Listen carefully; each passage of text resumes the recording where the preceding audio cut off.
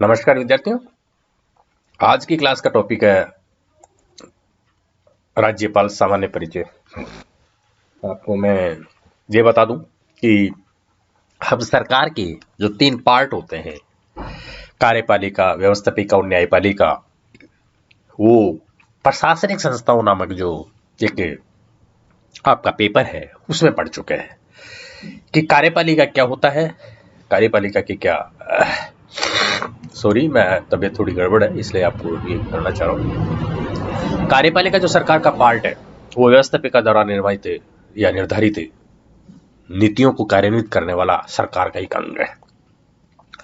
इस कार्यपालिका को हम अगर भारत के संदर्भ में बात करें तो भारत में आपको अच्छी तरह बता दिया गया है, पढ़ा दिया गया है, समझा दिया गया है कि भारत में संघात्मक शासन व्यवस्था है।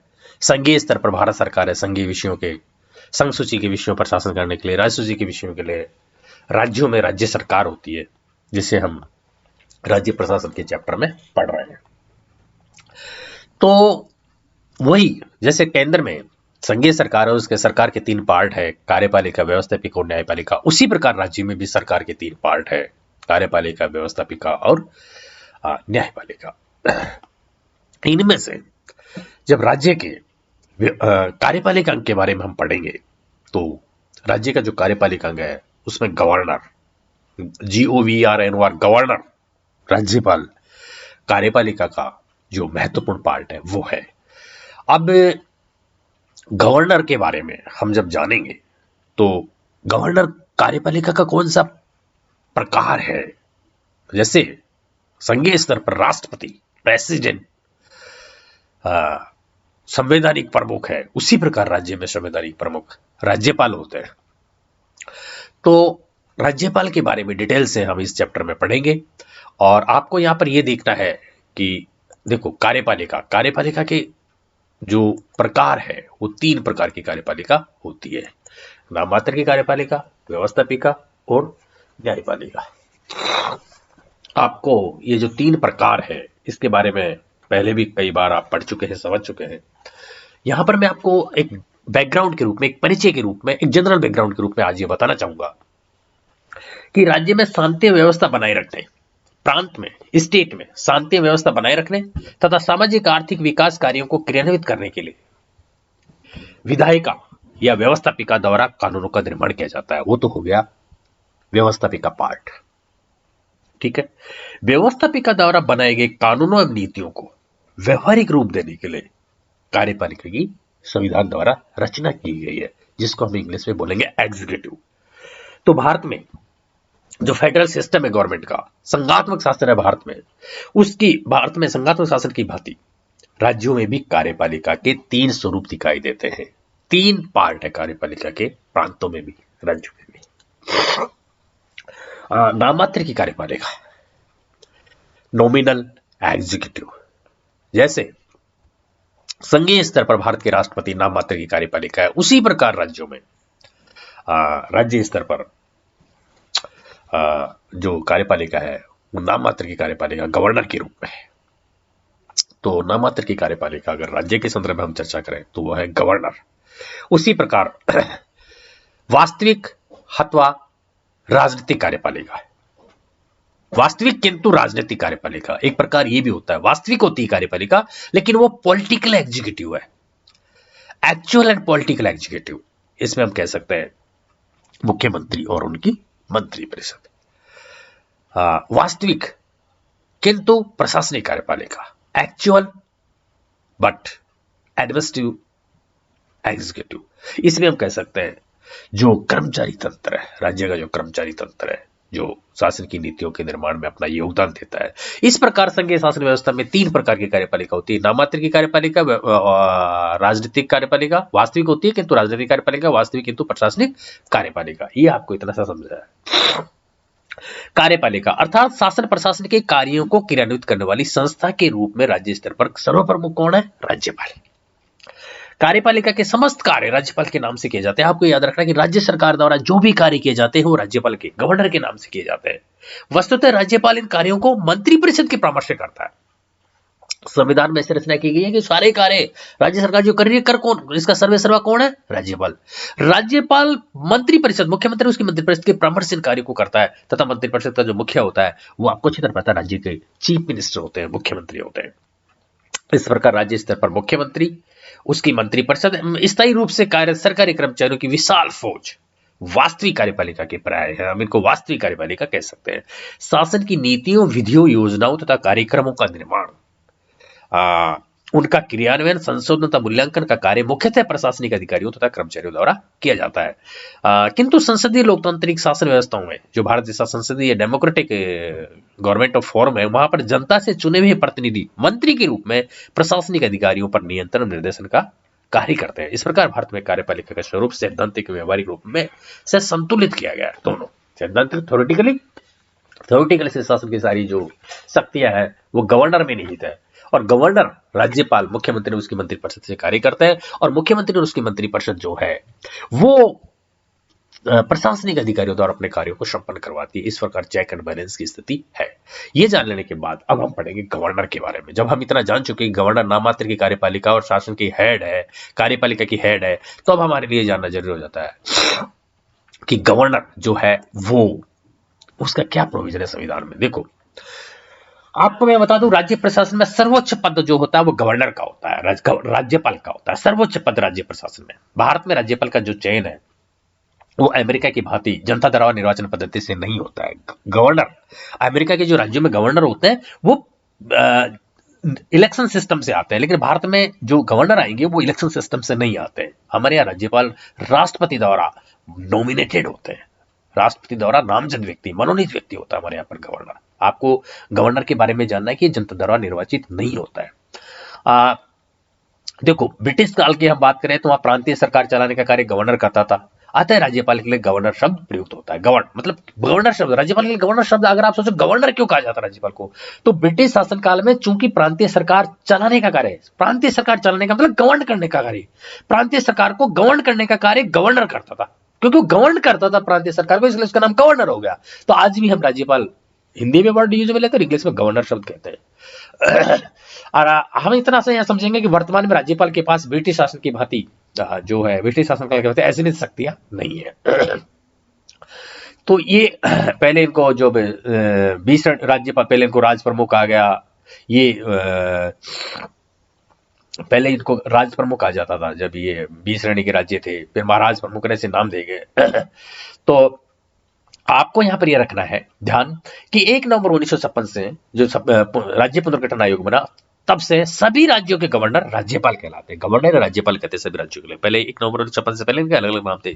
किसी 20 श्रेणी के राज्यों में राज प्रमुख था, है ना, जैसे राजस्थान में उदयपुर के महाराणा भोपाल सिंह को 52-55 में राज्य का महाराजा प्रमुख बनाया गया था। लेकिन ये याद रखना है कि 1956 से सबको गवर्नर कहते हैं। दिल्ली, अंडमान निकोबार और पुदुचेरी, यहां पर इनको लेफ्टिनेंट गवर्नर कहते हैं, उपराज्यपाल, लेफ्टिनेंट गवर्नर, उपराज्यपाल। और लक्षद्वीप, चंडीगढ़, दमन और दीव, दादरा नगर हवेली वगैरह में इनको एडमिनिस्ट्रेटर कहा जाता है। ये जान लेने के बाद आपको यहां पर ये याद रखना है कि संविधान के आर्टिकल 153 153 में, संविधान, भारतीय के संविधान के अनुच्छेद 153 के अनुसार ये लिखा हुआ है, आर्टिकल 153 में भारत के संविधान में, कि प्रत्येक राज्य में एक राज्यपाल होगा। 2 या 2 से अधिक राज्यों के लिए एक ही राज्यपाल भी हो सकता है। इमरजेंसी परिस्थिति में 2 या 2 से अधिक राज्यों के लिए एक ही राज्यपाल हो सकता है। कई बार एक राज्य के राज्यपाल ने इस्तीफा दे दिया, किसी कारण से पद रिक्त हो गया या उनकी डेथ हो गई, तो दूसरे राज्य के राज्यपाल को उनका चार्ज दे दिया जाता है। लेकिन यह लिखा हुआ है संविधान के अनुच्छेद 153 में प्रत्येक राज्य में एक राज्यपाल होगा। भारत में प्राय उत्तरी पूर्वी छोटे राज्यों में एक राज्यपाल दूसरे राज्य के कार्य भी देखता है। मतलब भारत के राष्ट्रपति 2 राज्यों के लिए भी एक राज्यपाल को कई बार कार्य सौंप देते हैं। संविधान में कहा गया है कि राज्य की कार्यपालिका शक्ति राज्यपाल में निहित होती है, जिन्हें वह स्वयं या अपने अधीनस्थ अधिकारियों के माध्यम से उनका उपयोग कर सकेगा। ठीक है, तो संविधान के अनुच्छेद 153 में ये लिखा हुआ है कि भारत के संविधान के अनुच्छेद 153 में प्रत्येक राज्य में एक राज्यपाल होगा। इसके बाद अब आप आ जाओ क्वालिफिकेशन। गवर्नर की जो क्वालिफिकेशन होगी वो क्या होगी। देखो, हर व्यक्ति गवर्नर नहीं हो सकता। गवर्नर बनने के लिए क्या योग्यताएं होगी, अनुच्छेद 157 में साफ साफ लिखा हुआ है कि कौन गवर्नर होगा। आपको इसमें याद रखना है कि उसकी आयु क्या होगी, क्या उसमें लिखा हुआ है। 4 में बातें लिखी हुई है गवर्नर के उसके लिए योग्यताओं के रूप में। अनुच्छेद 157 मैंने बता दिया, किसी भी व्यक्ति को राज्यपाल के रूप में नियुक्त होने से पूर्व उसके पास निम्न 4 कम से कम योग्यताएं होनी चाहिए। जो इन 4 योग्यताओं को पूरी करेगा वही गवर्नर बनेगा। पहली योग्यता, वह भारत का नागरिक हो, सिटीजन ऑफ इंडिया हो, उसकी आयु 35 वर्ष की हो चुकी हो, मतलब वह 35 वर्ष की आयु पूरी कर चुका हो। एज 35 ईयर ओल्ड होना चाहिए गवर्नर बनने के लिए, आपको इस स्पेशल रूप से ध्यान रखना है। 21 वर्ष का व्यक्ति, भारत का जो व्यक्ति है वो 21 वर्ष का व्यक्ति जो है वो बन सकता है क्या, मेंबर ऑफ पार्लियामेंट। और 25 वर्ष का व्यक्ति मेंबर ऑफ पार्लियामेंट्री बन सकता है, विधानसभा सदस्य बन सकता है। लेकिन गवर्नर बनने के लिए उसकी आयु 35 वर्ष होनी चाहिए। संसद या राज्य विधानमंडलों के किसी सदन का सदस्य न हो, संसद का सदस्य नहीं होना चाहिए, यानी कि लोकसभा राज्यसभा का, और किसी राज्य के विधानमंडल का सदस्य नहीं होना चाहिए, यानी कि विधानसभा या किसी राज्य में अगर विधान परिषद उनका सदस्य नहीं होना चाहिए। दूसरी ये होगी, पहले भारत का नागरिक हो, सेकंड 35 से पूरी कर चुका हो, तीसरी संसद या राज्य विधानमंडल के किसी सदन का सदस्य नहीं होना चाहिए, चौथी वह किसी लाभ देने वाले सरकारी पद पर कार्यरत न हो, लाभ देने वाले सरकारी पद पर कार्यरत नहीं होना चाहिए। यदि कोई व्यक्ति राज्यपाल पद पर नियुक्त किया जाता है तो वह किसी विधानमंडल का सदस्य है। यदि किसी व्यक्ति को राज्यपाल बना दिया गया और वह किसी विधानमंडल का सदस्य है या लोक सेवाओं में अन्यत्र कहीं कार्यरत है तो उसकी राज्यपाल पद पर नियुक्ति होने से पूर्व पद या सदस्यता समाप्त मानी जाती है, यानी कि उसको त्याग पत्र देना पड़ता है। ठीक है, तो राज्यपाल बनने के लिए जरूरी कि वह किसी लाभ के पद पर कार्यरत न हो। संविधान में राज्यपाल है तो किसी प्रकार की शैक्षणिक या व्यावसायिक योग्यता निर्धारित नहीं की गई है, यानी कहीं लिखा हुआ कि इतना पढ़ा लिखा होना चाहिए, उसके पास कौन सी डिग्री होनी चाहिए। किंतु इस पद पर नियुक्ति का निर्णय केंद्रीय मंत्रिमंडल की इच्छा पर निर्भर करता है। सामान्यतः राजनीतिक दलों के नेताओं, मंत्रियों, सांसदों, विधायकों, विशिष्ट योग्यता प्राप्त गैर राजनीतिक व्यक्तियों तथा शिक्षाविद इत्यादि को इस पद पर नियुक्त किया जाता रहा है। अब तक अगर हम इतिहास देखें गवर्नर के रूप में नियुक्ति का, तो प्राय सभी सरकारों ने, जो सरकार केंद्रीय मंत्रिमंडल की जो सरकार है, जिस पार्टी का, जिस गठबंधन की सरकार है, वो राष्ट्रपति को परामर्श देती है कि किस राज्य में किस व्यक्ति को राज्यपाल बनाया जाना है। राष्ट्रपति उन्हीं व्यक्तियों को राज्यपाल बनाते हैं। तो जनरली आप ये तो समझ गए आप कि किस व्यक्ति को राज्यपाल बनाया जाएगा। केंद्रीय मंत्रिपरिषद जो है, प्रधानमंत्री उसकी मंत्रिपरिषद राष्ट्रपति को परामर्श देंगे, तो वो उन्हीं व्यक्तियों को राष्ट्रपति किसी राज्य में राज्यपाल बनाते हैं। लेकिन बनाते टाइम जनरली वो किसी राजनीतिक दल के जो बुजुर्ग हो गए हो, प्रतिष्ठित अनुभव वाले व्यक्ति को गवर्नर बना देते हैं, या किसी फेमस शिक्षाविद को, किसी क्षेत्र में विशेष ज्ञान रखने वाले व्यक्ति को, गैर राजनीतिक व्यक्तियों को बना देते हैं। सांसदों उसको बना देंगे, किसी मंत्री को बना देते हैं, विधायक कोई भी हो, इन व्यक्तियों को गवर्नर बना देते हैं। ये परंपरा बन चुकी है जनरली भारत में कि राज्यपाल उसी राज्य का नहीं होता है। ये मेन बात है कि जिस राज्य में राज्यपाल बनाया जाएगा वो उस राज्य का नहीं होगा, किसी और राज्य का होगा। ये प्राय जनरली ज्यादातर या तो हारा हुआ होता है, राजनीति में हाशिए पर आ चुका व्यक्ति होता है, कि बुजुर्ग होता है जो अब एक्टिव पॉलिटिक्स में नहीं होता है।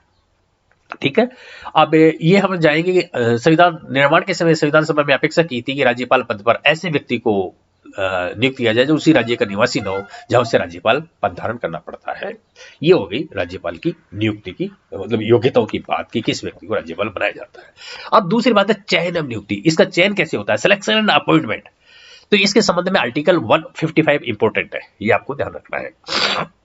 भारत में राज्यपाल का चयन कनाडा की भांति संघीय सरकार करती है। कनाडा में जो संघीय सरकार करती है उसी प्रकार भारत में राज्यपाल का चयन कौन करेगा, संघीय सरकार, केंद्रीय सरकार, भारत सरकार।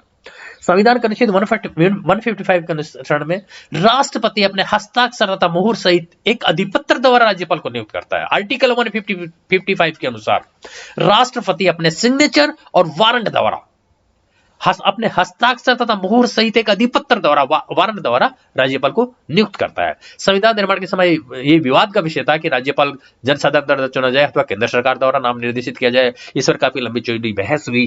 किन्हीं लोगों ने कहा कि राष्ट्रपति नामजद व्यक्ति हो, राष्ट्रपति द्वारा मनोनीत व्यक्ति होना चाहिए राज्यपाल, उन्होंने अपने तर्क दिए। और कुछ व्यक्तियों ने कहा कि सर्वसाधारण द्वारा निर्वाचित होना चाहिए, उन्होंने अपने तर्क दिए। और लास्ट में फैसला ये हुआ कि राष्ट्रपति द्वारा नामजद व्यक्ति को ही गवर्नर बनाया जाए। उन्होंने अपने तर्क दिए कि क्यों राष्ट्रपति द्वारा नामजद व्यक्ति की यूटिलिटी है, और जिन्होंने निर्वाचन को कहा उन्होंने अपने तर्क दिए। लास्ट में फाइनली ये हुआ प्रांतीय जो संविधान निर्माण के समय की राष्ट्रपति द्वारा नामजद व्यक्ति को राज्यपाल बनाया जाएगा। इस प्रकार राज्यपाल की पद के लिए योग्यता है आर्टिकल 157 में है ही, चयन एवं नियुक्ति की प्रक्रिया 155 में है। तो ये जान लेने के बाद अब आप ये समझोगे कि राज्यपाल के लिए इसकी शक्तियां, कार्य पढ़ेंगे उससे पहले हम दो एस्पेक्ट और पढ़ेंगे कि राज्यपाल के लिए क्या होता है। राज्यपाल को शपथ लेनी पड़ती है, ऑथ, OATH, ऑथ। राज्य उच्च न्यायालय के मुख्य न्यायाधीश अथवा ज्येष्ठतम न्यायाधीश द्वारा राज्यपाल को शपथ दिलाई जाती है। आपको यहाँ पर ये याद रखना है कि राज्यपाल को शपथ कौन दिलाएगा? जो राज्य का उच्च न्यायालय होगा। जैसे राजस्थान के संदर्भ में बात करें तो राजस्थान के जो उच्च न्यायालय, राजस्थान हाईकोर्ट है, उसके जो चीफ जस्टिस है वो, और अगर वो किसी कारण से चीफ जस्टिस का पद रिक्त है या किसी और कारण से पद पर कोई नहीं है, तो जो भी वरिष्ठतम न्यायाधीश होगा हाईकोर्ट का, ज्येष्ठतम न्यायाधीश होंगे, वो राज्यपाल को शपथ दिलाएंगे। अब कई बार पूछा जा सकता है कि राज्यपाल को शपथ कौन दिलाते हैं, तो उच्च न्यायालय का मुख्य न्यायाधीश या वरिष्ठतम न्यायाधीश। ठीक है। शपथ से पूर्व राज्य के मुख्य सचिव राज्यपाल द्वारा जारी नियुक्ति आदेश अथवा वारंट पढ़कर सुनाते हैं। जो ही शपथ होगी, जो राज्य के जो चीफ सेक्रेटरी होंगे, वो राज्य राष्ट्रपति द्वारा जो नियुक्ति आदेश होगा, वारंट होगा, उसको पढ़कर सुनाते हैं। और शपथ का प्रारूप है आर्टिकल 159 में लिखा हुआ है, संविधान के आर्टिकल 159 में लिखा हुआ है कि राज्यपाल किस प्रारूप में शपथ लेंगे। ठीक है। वो जो आपने कई बार टीवी में देखा होगा, तो वो उसी के अनुसार शपथ लेते हैं। अब अगली बात आ गई कार्यकाल पद विमुक्ति, टेन्योर एंड रिमूवल। संविधान का आर्टिकल 156, इसमें साफ लिखा हुआ है कि राज्यपाल राष्ट्रपति के प्रसाद पर्यंत अपना पद धारण करेगा। राष्ट्रपति के प्रसाद पर्यंत, देखो राष्ट्रपति के, राज्यपाल का क्या लिखा हुआ है कि राज्यपाल राष्ट्रपति के प्रसाद पर्यंत पद धारण करेगा।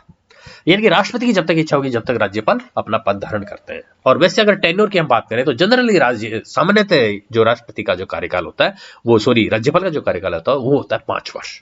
हमारे यहाँ पे इंडिया में ज्यादातर कार्यकाल राष्ट्रपति, प्रधानमंत्री, मुख्यमंत्री यानी कि लोकसभा के सदस्य, विधानसभा के सदस्य का कार्यकाल 5 वर्ष है। उसी प्रकार राज्यपाल के पद का कार्यकाल भी 5 वर्ष है। किंतु राष्ट्रपति कभी भी राज्यपाल को पदमुक्त कर सकता है, कभी भी हटा सकता है राष्ट्रपति राज्यपाल को।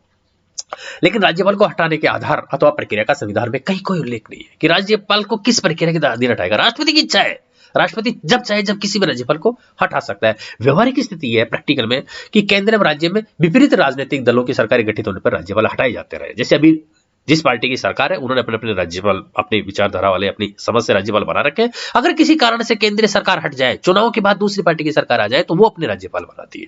इस प्रकार केंद्रीय सरकार की इच्छाओं के अनुसार, यानी कि केंद्रीय सरकार की इच्छा के अनुसार राष्ट्रपति बनते रहे हैं और हटते रहे हैं। कई बार ऐसा हो जाता है किसी कारण से राज्यपाल का पद रिक्त हो गया, तो राज्यपाल का पद रिक्त होने पर नए राज्यपाल की नियुक्ति तक प्राय पड़ोसी राज्य के राज्यपाल को उसका चार्ज दे दिया जाता है। अतिरिक्त प्रभार, इसको अतिरिक्त प्रभार बोलते हैं कि राज्य के, कई बार राज्य के उच्च न्यायालय के मुख्य न्यायाधीश को भी कार्यवाहक राज्यपाल बना दिया जाता है। ये हो गया इसका कार्यकाल पदमुक्ति। अब कार्यकाल पदमुक्ति में हमने क्या जाना कि राज्यपाल का कार्यकाल वो 5 वर्ष है और राष्ट्रपति के प्रसाद मंदिर कार्य करता है। और पदमुक्ति आपको बताया है कि राष्ट्रपति जब चाहे जब राज्यपाल को हटा सकते हैं। वेतन इसको मिलता रहता है। राज्य के सर्वोच्च संवैधानिक अध्यक्ष होते हैं राज्यपाल। ये जान लेने के बाद अब जो इसका नेक्स्ट पार्ट है राज्यपाल की शक्ति अब कार्य, वो हम अगली क्लास में पढ़ेंगे। और ये एक सामान्य परिचय है राज्यपाल का, इतना आपको जान लेना है कि राज्यपाल होते कैसे हैं। अब आपको यहाँ पर मैं इतना बता दूं कि भारत के राष्ट्रपति द्वारा, जैसे भारत के राष्ट्रपति का अप्रत्यक्ष निर्वाचन पद्धति से चुनाव होता है, उस प्रकार राज्यपाल का चुनाव नहीं होता है। राष्ट्रपति राज्यपाल द्वारा मनोनीत व्यक्ति होते हैं, नॉमिनेटेड व्यक्ति होते हैं, जिनको भारत के राष्ट्रपति किसी राज्यपाल में नियुक्त करते हैं। उस राज्य का वो नागरिक नहीं होता है। और राज्य की जो संवैधानिक शक्तियां है, राज्य का जो संवैधानिक प्रमुख है वो राज्यपाल ही होता है। राज्य के सारे शासन कार्य राज्यपाल के नाम से होते हैं। लेकिन इतना सा समझना है कि राष्ट्रपति की भांति अप्रत्यक्ष निर्वाचन पद्धति द्वारा निर्वाचित नहीं होता है। बाकी इसकी 80% शक्तियां कार्य वैसी ही होती है, मतलब जो भारत के राष्ट्रपति के होते हैं। तो आपको इतना सामान्य परिचय जानने के बाद शासन शक्तियां अगले क्लास में पढ़ाई जाएगी।